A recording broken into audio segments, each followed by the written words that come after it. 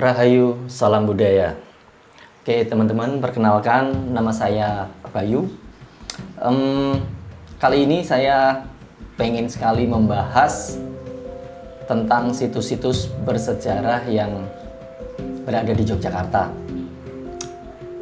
Tapi mungkin teman-teman bertanya-tanya, ini ngomongin sejarah tapi backgroundnya kok background musik ya?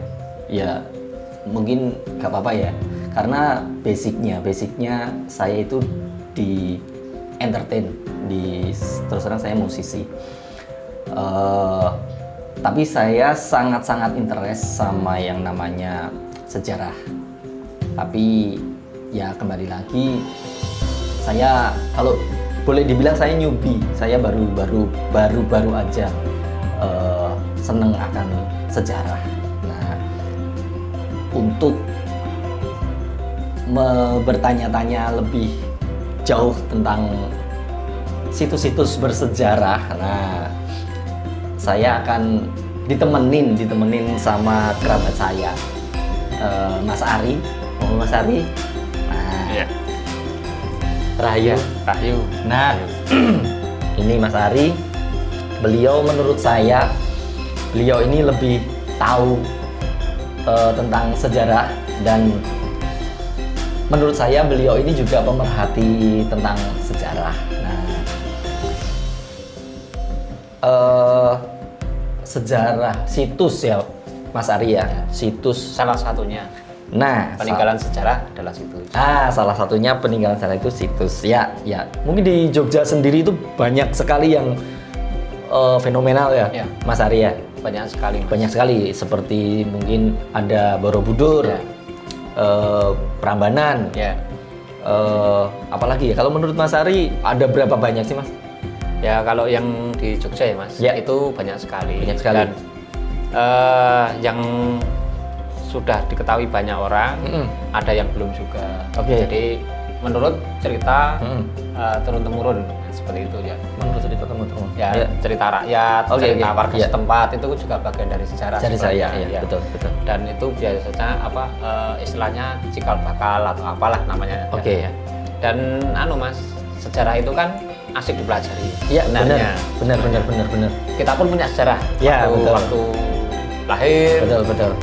berkembang menjadi dewasa, Iya, remaja, iya. dewasa, Iya, dan iya. akhirnya meninggal itu kan ada sejarah. Ada sejarah, betul. Dan sejarah lebih asik itu bila dipelajari dari semua kalangan, Betul. tidak terbatas. Iya. Dan termasuk saya mungkin Oke, ya, oke. saya baru belum apa-apalah. Cuma istilahnya suka kesana kesini, ke situs-situs. Iya. Nah, seperti itu. Mas. Nah, kalau sorry saya potong sebentar. Nah, kalau sejarah sih sebenarnya saya begini Mas, mungkin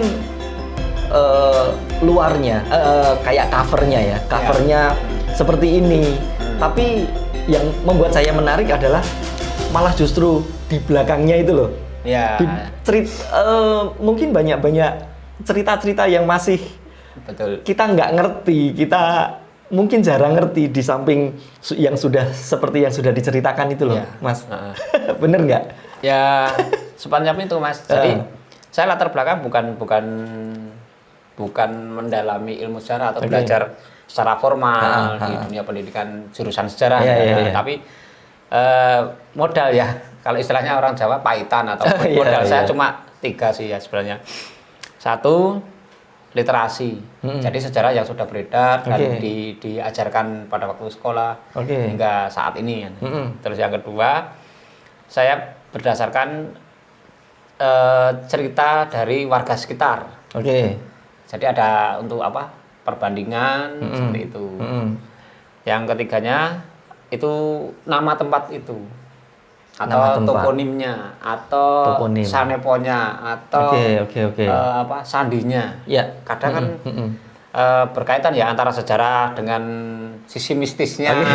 Nah itu Betul, kan harusnya betul. berkorelasi semua. Benar. Dimana mungkin saya pernah dengar bahwa leluhur itu meninggalkan sandi atau kode-kode tertentu ya. Kadang leluhur pun juga bisa lelucon kan gitu. Iya. Bisa jadi lelucon. Iya, betul. Maksudnya leluhur itu meninggalkan misalnya gini. eh, leluhur atau Ya. istilahnya nenek moyang atau moyang atau yang dulu pernah diceritakan dalam sejarah itu kan meninggalkan benda atau Iya. peninggalan yang sifatnya objektif atau bisa dilihat, diraba dan ada ceritanya. Itu bisa diambil orang, dicuri, bahkan dirusak. Ya. Tapi leluhur juga cerdas, artinya meninggalkan cerita turun temurun. Yang katanya itu turun temurun. Nah, betul. itu yang tidak bisa dicuri. Oke. Terus nama sendiri seperti itu, toponimnya. Oke, toponim. Nah, untuk kali ini Mas, saya itu kok tertarik sama situs yang deket-deket tempat kita aja. Ya. Yang di Kota Gede itu kan banyak sekali itu. Ya, Kota Gede ya. Kota Gede itu ada. Kalau menurut saya itu yang pasti adalah di sana itu makam raja-raja. Ya, Betul ya. makam raja-raja Kota Gede ya. Nah, Ya. makam raja-raja Kota Gede. Terus di sana ada Beteng Cepuri yang pernah saya baca loh ya. Yeah. Ada Beteng Cepuri, ada Benteng Baluarti, ada Watu Gadeng, ada Watu Gilang dan banyak sekali lah ya. Yeah. Banyak sekali di sana. Nah, kenapa saya tertarik di sana? Karena menurut saya itu di sana adalah awal mula berdirinya kerajaan Mataram Islam pertama di Jawa. Ya. Betul nggak? Ya. Nah, menurut sejarah literasi seperti itu. sejarah literasi betul. Yang saya baca juga seperti itu. Ya. Nah, kalau sekarang saya ingin bertanya sih sebenarnya, kalau menurut Mas Ari itu situs mana yang di Kota Gede itu yang menarik menurut Mas Ari? Mungkin bisa dari yang saya salah satu ini atau mungkin ada nggak tahu. Ya, menurut saya ya. Iya, okay. Bagi saya siap. Paling interest sekali. Siap. Saya jadi kalau kita melihat Mas Bayu, Kota Gede itu kan banyak orang yang tahunya itu makam raja-raja. Jadi istilahnya bentuk akhirnya jadinya seperti itu. Betul. Dan cerita yang berkembang fenomenal seperti itu. Betul. Kalau bagi saya suka belajar atau mempelajari yang malah di luar orang belajar, artinya kalau pada melihat bentuk saya malah dari bahannya dulu, dari bahannya atau istilahnya titik pertamanya di mana atau nah, saya lebih suka ke yang namanya kronologis atau apalah yang mungkin lebih ke runtutnya itu ya, dari awal sampai akhirnya, bukan dari kita mengetahui ujuk gadi. Ya, ngerti Mas. Saya suka di situ Mas. Oke. Nah, kembali lagi Mas, mana menurut Mas Ari mana yang lebih menarik dari yang tadi itu yang saya bilang? Kalau saya selama berapa kali ke sana itu yang paling menarik dan yang kalau di pikiran saya banyak pertanyaan seperti itu di Sendang Kemuning. Namanya Sendang Kemuning. Sendang Kemuning. Kok saya asing banget itu? Belum. Ya, setahu saya malah Sendang Selirang. Sendang Selirang kan yang di dalam. Betul, yang setelah pintu masuk, seperti itu. Dan itu memang sama-sama Sendang. Cuma yang menarik itu kenapa Sendang itu di luar Benteng Keraton. Oh, Sendang itu malah justru di luar Benteng Keraton di sisi barat. Jadi di balik tembok sisi barat. Memang di sana kan ada di sana itu pemukiman toh? Pemukiman warga. Ya itu ada di sekitaran pemukiman warga, di tepi jalan malah di luar. Oh iya toh? Iya. Oh. Nah, ini kenapa kok di situ? Nah, saya suka mencari tahu lah. Iya. Di situ. Nah, kalau menurut Mas Ari gimana sih Mas ceritanya? Nah, maksudnya kita ngobrol soal awal mulanya ya ini. Iya. Kita ngobrol awal mulanya sampai kalau saya boleh bilang sampai akhirnya terjadi kerajaan Kota Gede. Ya, dari awal sampai akhir. Nah, mulainya dari mungkin yang dibilang tadi apakah Sendang Kemuning itu mula bukane awal mulanya. Awal mulanya. Nah, dari istilahnya riset amatiran ya. Ngeri. Riset amatiran saya. Ini nanti kalau kita bicara tentang Sendang Kemuning Mas, itu ya kalau kita bicara sejarah lah, kalau kita karena hidup di Jawa Oke. atau di lingkup yang Santai kental, sambil boleh ya, boleh. nanti saya bungkus saja. Oke. Nah, itu nanti yang kita hidup di kota yang istilahnya lokal wisdomnya masih kuat, kultur budayanya kuat, terus apa namanya sisi budaya dan sisi spiritualnya tinggi itu kan kita bicara saja mesti berkorelasi dengan yang sifatnya spiritual atau mistis atau macam-macam. Tapi kita tidak mencari yang mistis. Oke. Jadi Kita lebih ngobrolin yang sejarah realita mungkin. betul ya, disitulah. Nah, di Sendang Kemuning itu, kenapa kok Sendang Kemuning?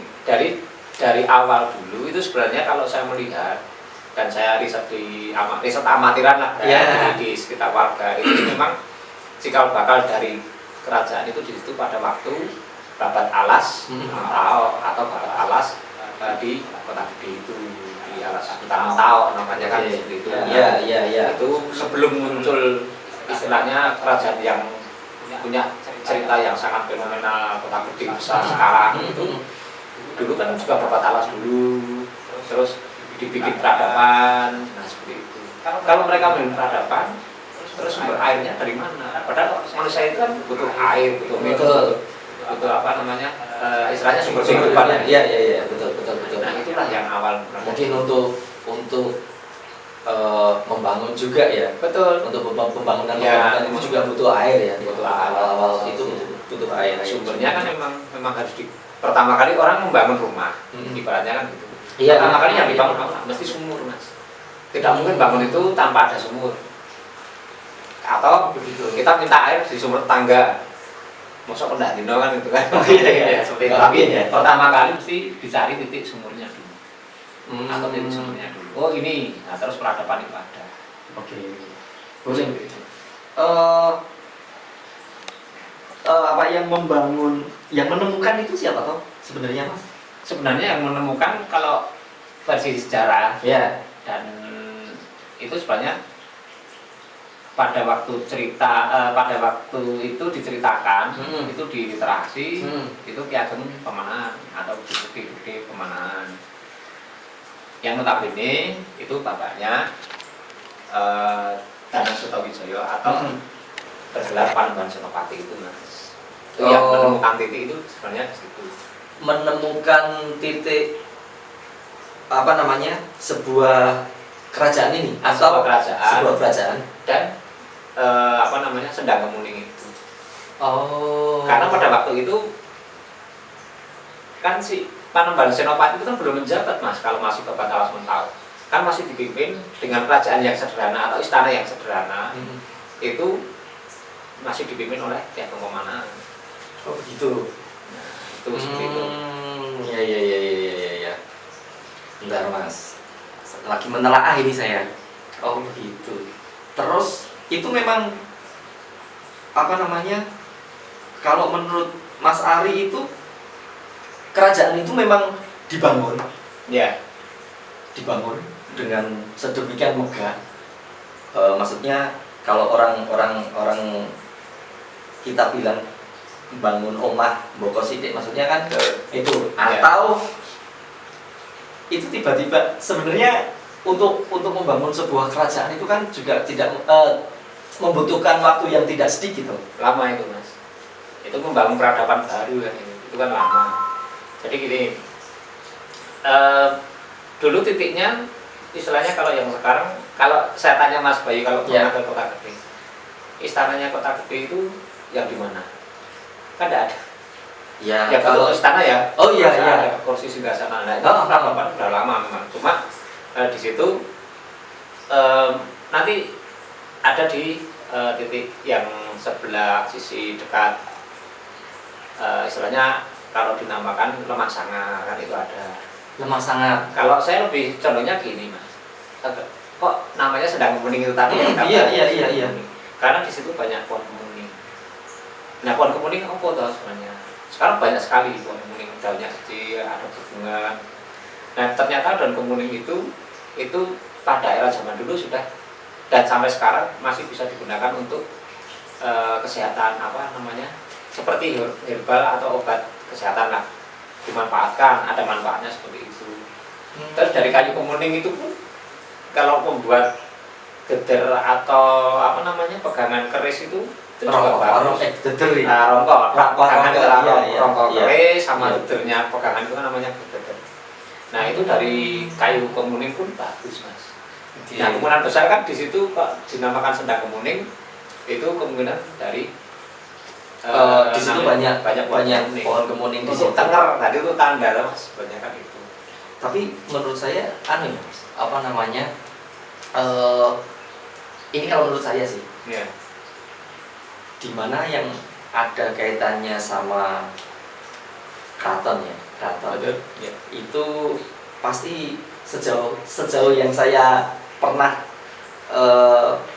saya pernah ke lokasi A ke B yang itu erat sekali dengan keraton, pasti ada kemuning gitu. Ya. Itu menurut Mas Ari kaitannya apakah ada jika memang mulainya bisa dari awal mulanya karena sendang kemuning ini berawal dari situ, terus pada akhirnya itu buat tetenger atau gimana? Ya kalau dilihat dari kacamata spiritual itu tetap sebagai tanda. Berarti kan mereka masih saling berkorelasi antara tempat A, tempat B, tempat C, tempat D, ya, tempat-tempat selanjutnya dengan tenger pohon kemuning. Dan sampai sekarang pun sendang kemuning itu masih bisa dimanfaatkan oleh warga sampai sekarang. Berarti kan kalau zaman era dulu itu kan seperti yang kita lihat film-film zaman dulu, zaman kerajaan seperti itu kan jarang sekali orang mempunyai apa namanya sumur ya. Mereka menggunakan kalau zaman dulu namanya sendang. Sendang itu berarti malah air yang tidak akan pernah habis atau tidak pernah surut. Nah, kembali ke tadi sendang kemuning yang mungkin buat Mas Ari itu menarik. Sendang kemuning itu apa namanya, sampai saat ini juga masih aktif ya? Masih aktif. Muncul airnya. Nah terus waktu itu dengan adanya sendang kemuning itu selain dimanfaatkan untuk apa namanya, dimanfaatkan untuk ya pembangunan, sumber kehidupan. Mungkin kalau dibilang dari sisi apa ya mas, supranatural atau spiritual itu apakah juga ada? Maksudnya begini, selain untuk kehidupan mungkin ini untuk hal-hal tertentu gitu loh mas. Yang sifatnya misalnya untuk sekolah naturalnya membentengi mungkin ya, kemungkinan besar iyalah, karena setiap apa yang pernah saya jumpai itu setiap sendang mesti auranya beda-beda. Oh begitu ya? Ya, jadi karena itu sumber mas, langsung sumber. Dan kalau kita bicara tentang spiritual atau mistis itu mesti auranya beda-beda. Gitu. Menurut Contoh. Karena ceritanya kan kalau di sendang kemuning terus kita bisa awet muda lah. Istilahnya seperti itu. Oke. Tapi ya istilahnya ya kita tidak tahu ya kebenarannya seperti apa gitu ya. Mungkin saya belajar sejarah dari SMP SMA ya. Saya sering ke sendang kemuning. Terus saya mandi di situ kelihatan muda. Meskipun umur saya tua, saya merasa muda. Saya merasa sendiri loh. Merasa loh. Bukan kalau orang lain, itu udah ubanan adalah tolak ukurnya. Oke. Seperti itu. Oke. Berarti kembali lagi, sendang kemuning itu letaknya di luar ya tadi. Di luar benteng keraton. Yang anehnya di situ, mas. Kenapa tidak di dalam? Kenapa tidak di dalam? Oke. Kenapa tidak di dalam? Mungkin kalau boleh saya ini dari apa ya, saya tadi berpikir bahwa mungkin sendang kemuning itu bisa untuk membentengi yang awal mulanya itu dari nol toh? Ya dari nol. Cikal bakalnya kota gede. Ya. Dari nol yang membentengi mungkin dari musuh atau dari apa orang zaman dulu mungkin dari sisi spiritual ya mas. Betul. Tapi kalau saya melihat itu untuk membuat jarak. Jadi ada rakyat atau ada masyarakat, ada sumber kehidupan, terus di dalam ada sendang selirang. Kalau itu duluan, apa namanya Sendang Kemuning itu di dalam benteng. Oke. Rakyat yang butuh minum, butuh apa, ngambil airnya mesti di dalam istana. Oh, iya. Istilahnya kan di lingkup keraton. Betul. Belum tentu kan bisa. Betul. Karena protokoler. Iya, betul. Apa privasi Iya. Nggak mungkin dong, nggak mungkin. Kalau saya lebih condongnya ke kewibawaan kerajaan atau kewibawaan raja itu harus terjaga ya. Makanya dibuat di luar. Iya, Kalau saya logikanya seperti itu. Betul sih. Mungkin betul juga. Di satu sisi juga yang menemukan itu juga memikirkan rakyat, nggak cuma memikirkan untuk diri sendiri gitu toh. Iya, bisa jadi di satu sisi dari spiritual ini untuk membentengi, di satu sisi dari segi bisa kemanusiaan, iya itu bisa dimanfaatkan untuk masyarakat itu ya. Ya, betul. Oke. Jadi Menarik ya? Menarik banget. Cuman kalau ini dibahas terus nggak akan habis. Benar nggak Mas? Betul. Dan pada saat saya riset amatiran hingga sampai saat ini saya melihat kalau rongko kemuning, rongko keris dari kayu kemuning itu bagus sekali, Mas. Bercorak bagus dan kemungkinan saya menganalisanya zaman dulu banyak kayu juga bagus. Tapi mereka menganggap kayu kemuning lebih berbuah. Nah itu digunakan untuk rangka berbuah. Nah itulah. Siap. Oke Mas Ari. Menarik sekali sih sebenarnya ini menarik banget. Cuman apa ya? Mungkin waktunya nggak bisa kalau kita harus ngobrol Mas. Betul. Pastinya tentunya akan melebar sih. Obrolannya akan melebar sekali. Padahal saya cuman tadi bertanya yang paling menarik di Kota Gede itu apa sih menurut Mas Ari? Ternyata Sendang Kemuning. Kalau boleh saya bilang berarti Sendang Kemuning itu di samping dari sisi spiritual untuk membentengi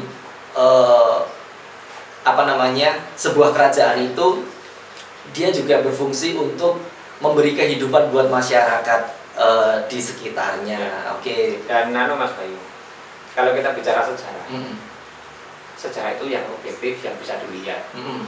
Tapi kita tidak bisa lepas dari sisi sejarah yang kita bisa gali, yang tidak terlihat. Itu saling berhubungan. Kita bicara Jogja, Jogja itu secara fisik ya seperti ini. Tapi nilai spiritualnya itu juga harus diceritakan, karena itu saling terkaitkan.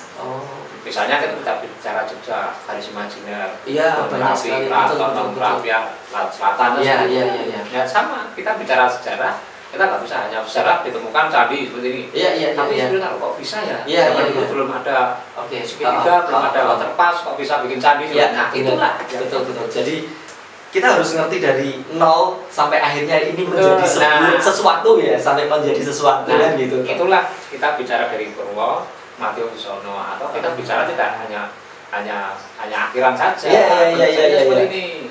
Betul. Kita harus bicara dari, kalau kita bicara dewasa, kita harus bicara dari kelahiran. Kita bicara dari kematian, harus bicara di masa. Iya, itulah teman-teman. Itu tidak bisa, bagaimanapun juga sejarah itu saling berkesinambungan. Saling menguatkan. Betul. Jadi mungkin kita akan ada pembahasan lagi. Lebih menarik lagi. Mungkin di sesi nggak tahu kapan lah. Nanti kita coba adakan sesi podcast seperti ini lagi. Semoga teman-teman sih menikmati apa yang jadi obrolan kami ini. Oke, teman-teman. Mungkin untuk kali ini kita cukupkan. Nah, itu tadi Sendang Kemuning. Mungkin bagi teman-teman tidak familiar ya. Iya, tidak familiar tentang Sendang Kemuning itu. Cobalah, ada Sendang Kemuning di Kota Gede. Coba tanya, ada itu Sendang Kemuning. Monggo dicari. Dan matur nuwun sudah mau mengikuti kami. Mungkin untuk terakhir pesan-pesan Mas Ari untuk untuk teman-teman kita tentang sejarah ini. Sejarah itu sejatining arah. Jadi yang menentukan arah kita itu sebenarnya sejarah. Jadi selama kita hidup berarti kita buat sejarah. Kita buat sejarah yang lebih baik. Karena sekali membuat sejarah itu akan berkesan. Kalau dipikir kan perjalanan kita panjang ya. Betul. apakah kita mengenal Penembahan Senopati? Ya kita nggak kenal. Tapi kenapa kita interest ke sana? Iya. Itulah yang sisi mistis atau sisi kulturnya. Iya. Ya, kalau harapan saya ke depan, intinya anak-anak milenial, anak-anak muda zaman sekarang, belajarlah sejarah. Oke. Sekecil apapun yang paling dekat, Ya. paling dekat dulu kita kenali. Betul. Karena itu akan secara tidak langsung kita akan membentuk karakter Betul. budaya kita juga. Betul. Itu seperti itu. Betul. Salam budaya Rahayu.